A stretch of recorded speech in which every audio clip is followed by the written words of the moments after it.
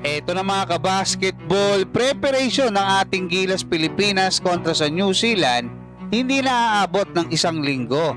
New Zealand mas malaki yung problema kaysa sa ating national team at Kai Sotto. Bakit nga ba bumababa yung performance sa Japan B-League? Sa kasalukuyan mga kabasketball ay marami na sa mga Pinoy basketball fans ang nasasabik sa nalalapit na muling pagtutuos ng ating Gilas Pilipinas kontra sa New Zealand All Blacks na tumalo sa atin sa huling 4 na FIBA Games ng dalawang koponan.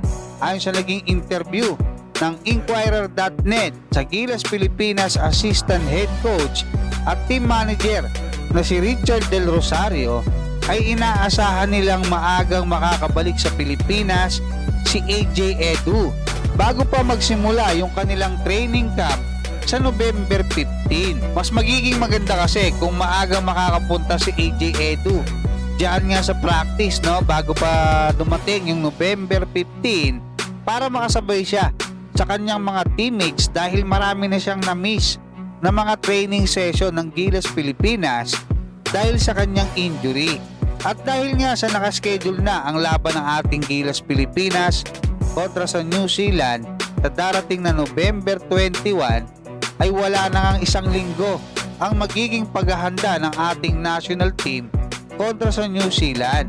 Dahil ongoing pa rin ngayon ang PBA Finals, ang mga players naman ng Japan B-League na sina Kai Sotto, AJ Edu at Dwight Ramos ay sa November 11 pa makakaalis sa Japan, at si Carl Tamayo naman ay may laro pa sa KBL sa November 14. So bali November 15 pa talaga makukumpleto sa pagtitraining ang ating Gilas Pilipinas.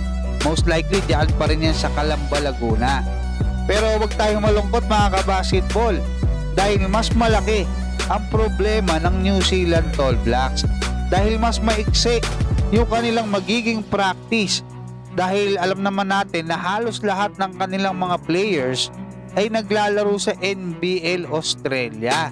At nung tiningnan ko yung schedule mga kabasketball, November 17 may laro pa rin yung mga NBL teams. At kasi nakita ko sa Brisbane Bullets nandyan si Tyrell Harrison, yung kanilang main center, yung 7-footer. Talagang hindi sila makukumpleto. Mga November 18 pa sila makakapag-training na magkakasama na kumpleto.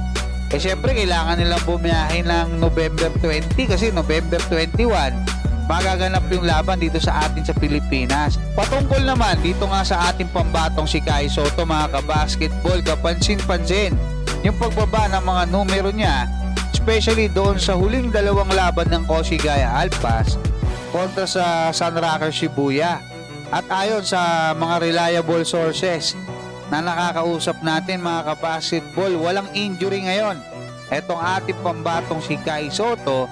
Yun nga lang, may nakapagsabi sa akin na medyo nadidismaya lang daw siya doon sa performance ng kanyang koponan. Sa kanilang lahat mga kabasketball, especially pagdating sa mga play nila, no? Kasi talagang hirap na hirap siyang makakuha ng bola.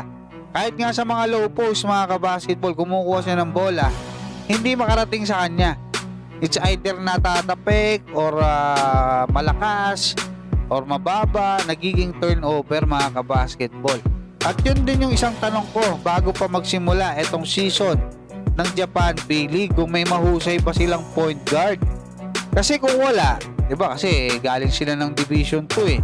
At alam naman nila yung mga point guard or yung mga gwardiya dito nga sa Division 1, ibang level mga kabasketball. Diyan sila Yuki Kawamura, Yuki Togashi, marami silang mahuhusay na guards.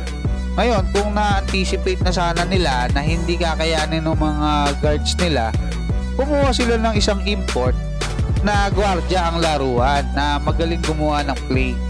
Siguro kung ganun yung ginawa nila, malamang may panalong na ngayon, no? Itong Koshigaya Alpas. Kasi pagdating naman sa ilalim, malakas naman sila eh. Kasi malalaki sila. So hanggang dyan lang muna mga kabasketball. Maraming salamat at God bless sa inyong lahat.